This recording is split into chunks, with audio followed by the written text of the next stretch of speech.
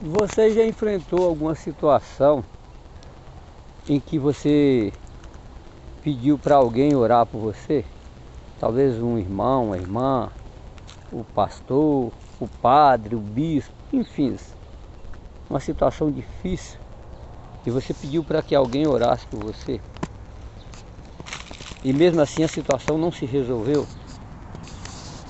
Então, numa certa oportunidade, o Senhor Jesus Cristo ele desceu do monte, ele estava orando, e aí os discípulos, tinha uma multidão em volta dos discípulos, e um pai tinha levado um filho para que eles expulsassem um espírito que estava, um espírito imundo, que aquele filho dele estava possesso, né?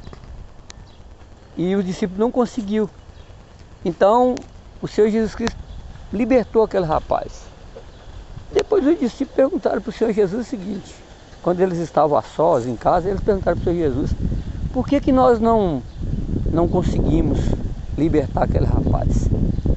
E o Senhor Jesus Cristo disse para eles o seguinte: há castas de demônios que só saem com jejum e oração.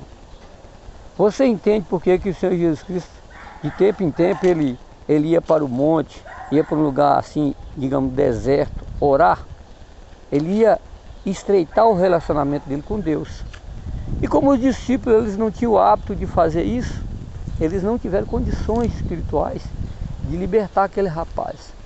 A mesma coisa é trazendo para a sua vida. Talvez você tenha uma situação que você já pediu tantas pessoas para orar por você e não resolveu. Mas sabe por que não resolveu? Porque Deus ele não quer que nós tenhamos intermediário entre Ele e nós. Ele quer que nós nos acheguemos a Ele. E as religiões, elas ensinam as pessoas a ficar dependente dos outros. Entenda algo. Se você, de fato, de verdade, quer ver o poder de Deus manifestado na sua vida, aprenda a não depender da fé de ninguém. Exercite a tua fé. Quando o Senhor Jesus Cristo disse para os discípulos o seguinte: olha, a casta de demônios que só sai com jejum e oração, ele estava falando o seguinte: até agora vocês estão dependendo de mim.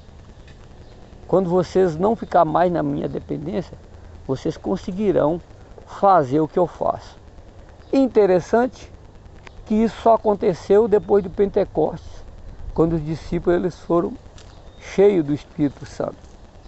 E aí, muitos deles morreram de morte assim, digamos, terrível, porque eles não negaram a fé. Eles não negaram a fé. Então entenda, por pior que seja a sua situação, ela só vai se resolver quando você de fato e de verdade deixar de depender de alguém e passar a depender 100% do Senhor Jesus Cristo.